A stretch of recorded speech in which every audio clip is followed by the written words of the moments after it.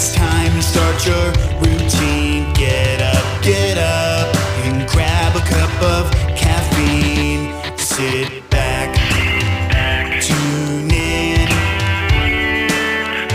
and wake up to Bill Flynn in the morning. Call now. The number is 896-1980. AM980 The Eagle. Good morning. 821. A friend of mine who's into big fashion has rolled out an idea. And Smith, this may be, you're probably the closest thing to a fashion plate on the show. Right. Which is a pretty devastating indictment of people like me and others. Man leggings. Leggings for men. Here's a picture. This is what we're talking about right here. No, thank you. I mean, we're talking, you know what tight-fitting jeans are. This looks like somebody took some tar and painted it on the guy. And it is, they're rolling it out there saying this is where we need to go for men. I was in my early 20s or something like that, like young Alex. Might consider it. You might do that? A little too old for It's that now. it's so metrosexual to me. I have no use for it at all. I'm not gonna go there. Hey, I want to change gears here, and I want to welcome to the program Trevor Loudon this morning. Good morning, Trevor. How are you? Good morning, Bill. How's things? Things are good this morning. A little cold in North Carolina. Yeah, beautiful dusting of snow out there, isn't it? It is. By the way, love to hear you talk. You're from New Zealand. And I was trying to describe your accent. I don't know we need to do it now that you're here. But how is it? It's a genuine Southern accent. Is that would it be called a Southern English accent in some type of a scale somehow? That's pretty as near as you're going to get, I think. Uh-huh. So, and like in the South here in the States, we tend to draw out words and talk a little bit different. And I have noticed, yeah. Uh-huh. It's very charming, actually. Well, thank you. Anyway, I do want to mention, last night I had a great honor to introduce you to the crowd at Rock Church in King, North Carolina. And you got a standing ovation. You're interrupted by applause multiple times. And what you're talking about is has to do with your new book, The Enemies Within. Communists, Socialists, and Progressives in the U.S. Congress. And tell me a little bit about, first of all, how you came into this line of work and this, and about the research you put into the book, how you know this to be the case. Look, I've been researching politics for years, for 20 years, and one of my big specialties is the influence of the tiny Marxist-Leninist parties on the mainstream social democratic parties, like the British Labour Party or the Canadian Liberal Party or the US Democratic Party. And really was spurred off when I interviewed a New Zealander who had infiltrated the New Zealand Communist Party back in the 80s for our security intelligence services. And he actually went to Moscow to train at the Lenin School. And what he basically indoctrinated me in was that the big secret of modern communism, and still today, is the ability of tiny parties, maybe only a few hundred members strong, by controlling the labor movement and infiltrating churches and social movements, to actually influence and control the legislative process in the mainstream left-wing political party, your Democrats or the Canadian Liberals, etc. And while I was researching that, I was the first to discover. I stumbled upon the links between Barack Obama and the Hawaiian communist Frank Marshall Davis. That was back in 2007. So then I did a big research project on Obama and his links to the Communist Party, to Democratic Socialists of America, and I started publicizing that in 2008. Trevor, even though you hail from New Zealand, you know that Americans don't want to believe something like that about whether it's the president or members of Congress, that really there are truly Marxist and communist centers to so many of these belief systems that they have. We just don't want to believe that. Absolutely. Why would anyone want to believe that there's about 100 members of your House of Representatives with identifiable ties to the communist movement, and a similar proportion in your Senate and your president as well. That's pretty far-fetched. We were supposed to have gotten rid of communism 20 years ago. But all we really got rid of 20 years ago was anti-communism. Ronald Reagan unfortunately didn't totally defeat communism, but he neutralized anti-communism. People think that it no longer exists. It's a little bit like the devil, the cleverest thing the devil ever did was to convince people he doesn't exist. And that's really what the communist movement has done in the last 20 years. And it depends upon subterfuge. It must depend upon deception in order to progress itself, doesn't it? Look, absolutely. There's 100 members of your house who are basically allies of the communist movement, and to get elected, when communists stand under their own flag, which they do occasionally, they get about 50 votes, or 100 votes or something, and people laugh at them. But if communists infiltrate the Democratic Party, for instance, and with the help of their union allies and get selected as a Democratic Party representative, they can go and serve in Congress and serve on the House, on the Armed Services Committee or the Intelligence Committee or the Homeland Security Committee, and they get no security clearance whatsoever. And they would have access to all kinds of private, secret documents that could be very, very damaging if left in the wrong hands. Absolutely they do. You have members of Congress who are going down to Cuba on a regular basis. You had your local rep who's just, I've just forgotten his name actually, the one who's now heading Freddie May. He's been down to Cuba, to confer with the Castro brothers in your next neighboring state. The Congressional Black Caucus, for instance, is virtually an arm of Cuban foreign policy. The Congressional Progressive Caucus, which was 80 members strong, that was set up by Democratic Socialists of America, a Marxist group. Trevor, works very closely with the Communist Party. So these people are influencing your Congress all the time. Trevor, can you stay with us for just a second? I want to take a break and come back and talk more about what you're finding and really what it's up to us to do about this. The enemies within, communists, socialists, and progressives in the U.S. Congress. The author is with us, Trevor Loudon. We'll continue in just a bit. Call now. The number is 896-1980. AM980 The Eagle. Good morning. We are delighted to have and welcome back to the program this morning Trevor Loudon. Trevor's from New Zealand and has spent many, many years in the business of research and writing books and speaking. And newest book, The Enemies Within, Communists, Socialists, and Progressives in the U.S. Congress. Now, it'd be bad enough if communists and socialists and progressive were advising or encouraging or lobbying these folks. But Trevor, your point is that these folks are already embedded with this anti-American ideology. It simply cannot function and be part of what it is to take an oath of office to protect, preserve, and defend the Constitution. How did we get here? Well, look, we've really taken the eye off the ball. Look, if you apply for a federal government job in this country, you have to get an FBI security clearance, and they go through your underwear drawers. They check out your family background, your history, your overseas travel, your education, etc., because they want to know if you have any radical or disloyal ties. But if you stand for Congress and you get elected, and you serve on the Armed Services Committee or Science and Technology or Judiciary or Homeland Security, you get no security clearance, none. Now, if you were a foreign intelligence officer, from Cuba or Nicaragua or North Korea or China or something, and you had friends in this country who controlled labor unions and had the ability to elect sympathizers to Congress, which they do, would you not take advantage of that?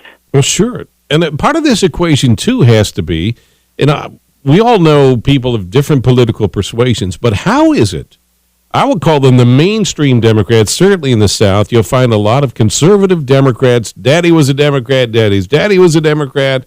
I'm a Democrat. Why is it these Americans that are under the label of Democrats that still harbor a lot of the love of the country, how is it they become co-opted and allowed their party and not spoken up, or do they not see it? What's happening? Well, I think they mainly don't see it. You know, a lot of these people, you know, they're very loyal Americans, but they still think they're voting for Harry Truman or JFK. You know, see what happened in America in 1995. Democratic Socialists of America, your largest Marxist group, took over the AFL-CIO. Up until that point, it had been run by hardcore anti-communists like Lane Kirkland and George Meany. But in 1995, the Marxists took over. They put their man John Sweeney in as president. And now their man Richard Trumka is doing the job for them. Now what happens if you take over the labor unions? You effectively take control of the Democratic Party, because there's hardly a Democrat, an elected Democrat at any level who does, especially in the northeast, but even in the south, who does not owe his job to the labor unions. So, you know, he who pays the piper calls the tune. So what happens is the Marxists set a policy. It might be normalization of relations with Cuba, it might be Obamacare, or comprehensive immigration reform, or green jobs, or whatever it is. The Marxists set a policy, they make it labor union policy, and the labor unions then make it Democratic Party policy. Now, explain to me this. Why would a United States labor union get behind massive immigration reform when those jobs that the labor union is supposed to be representing and protecting for their members would really be very much endangered by an influx of a whole bunch of new low-wage workers? That's a very good point. And up until 1995, 20 years ago, the unions were leading the charge against illegal immigration. They were constantly lobbying Congress to increase penalties for any employer caught employing illegal immigrants, because they saw illegals as unfair competition for their members, and they would drive wages and conditions down. And that makes sense. That makes sense. It makes logical, isn't it? Yeah. But you look at today, who is leading the charge to legalize illegal immigrants? It's the labor unions, led by Aliseo Medina and several others. The labor unions are driving this program. Now, the big difference is, before 1995, the labor unions were there to represent the interests of their members. After 1995, when Democratic Socialists of America took them over, they then became there to promote socialist revolution. So that's why they're quite happy to sell out their own membership, because the revolution is more important than the wages and conditions of their members. And what they're really trying to do here is they want to make the Democrats the permanent party of power. And to do that, because they control the Democrats, if they can make the Democrats into a one-party state, they control America. So, Trevor, we got to take a quick break. If possible, I'd sure love you to stay over for just a final segment here. If you can hold on, you're touching on some extremely important and fundamentally altering parts of our republic that have to be addressed. AM980, The Eagle. Call now. The number is 896-1980. AM980, The Eagle. Good morning. I want to spend just a few more minutes with researcher, author, speaker Trevor Loudon. Enemies within communists, socialists, and progressives in the U.S. Congress. And Trevor hails from New Zealand. And Trevor, let me ask you, why would you from New Zealand care about what goes on in the United States of America? I mean, a lot of great things about New Zealand. You can kind of, I guess, live your own life and how you want to. Why is this a mission for you? Well, look, basically the only reason we've had peace in this world comparative for the last 60 years is because America has been militarily strong and has been able to keep the Russians and the Chinese and the Iranians and their crazed Islamic allies under some degree of control. But if the American economy continues to falter and Obama continues to gut the military, which he's doing hand over fist, that is emboldening the bad guys. The Chinese are moving into the Pacific now. They already have Fiji effectively, which is very close to New Zealand. They're influencing Tonga. Tonga is almost a Chinese client state. Basically, if America goes down, we go down. If America goes down, the entire Western world will follow. So there's really nowhere to run. So every freedom-loving person on the planet has a very strong vested interest in America remaining free and America remaining strong. Well, one of the things that helps us, I think, is a way to ferret out, to find out who literally enemies of the state, wherever they are, to find out who they are. You have a website called keywiki.org. Tell me about that and how that's useful in identifying the people that we're talking about. Yeah, well, keywiki.org is like a Wikipedia. It's the 64,000 files all interlinked. You can follow the links around them, detailing, profiling more than 60,000 U.S. radicals. Now, they range from the street-level anarchists and communists right up to members of Congress, the Senate, state houses, city councils, and, of course, the president himself. So you just go to that site and Google in the name of, put in the name of, say, Barack Obama or Mel Watts or Jim Clyburn or whatever, and you'll get a big rundown of their communist affiliations and backgrounds. That's Keywiki, KEYWIKI.org. Now, one other question. When we see people that are trying to reach across the aisle with these committed communists, these committed Marxists, what good can come from that? Nothing. You know, when people try and cooperate with the likes of John Conyers, you know, who's had a 50-year history with the Communist Party, only the Marxists are going to gain from it. You know, you're not dealing with people of goodwill who really have America's best interests at heart. You're dealing with people who want to bring this country down. And so, look, this is the time, you know, look, what did, you know, it's like trying to deal with Hitler or trying to deal with Stalin. You know, he hasn't got your interest at heart. He's not a fair-minded person. He's basically got his own agenda and he will use you. That's so do not deal with these people. They look at political operations as a type of warfare, and there's a take no prisoners idea here. And when, you know, people like John McCain or Lindsey Graham are saying, well, let's all work together, what they're becoming a part of that thing that is working to the demise of the country that they're sworn to protect. Yeah, they're basically like Marshal Pétain in World War II, you know. He set up a puppet government for the Nazis in France, you know. Reach out to the Nazis. Let's be friends. Let's work together. You know, there are times where you cannot do that, you know. Once upon a time, bipartisanship, yeah, it was legitimate when the Democrats weren't controlled by communists. But now they are, and that's the unfortunate reality. So now is the time where you just have to cast those people aside and work with people who really have America's best interests at heart. And those people, unfortunately, do not. Let's talk about the book and where you can find it. The Enemies Within, Communist, Socialist, Progressives in the U.S. Congress. Where's the book available, Trevor? Well, you can get it on Amazon or Kindle or Nook, but you can also get it through Pacific Freedom Foundation, which is my non-profit. Just Google Pacific Freedom Foundation, and you can buy both of my books online there. And if you buy them both together, you get a bit of a deal.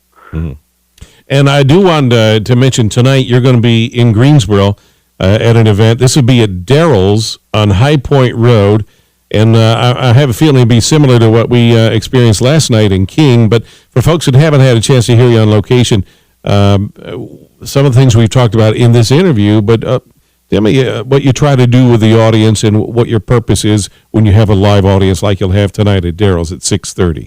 Yeah, well, look, I want to inform, but I also want to encourage. There's a real battle going on for America here.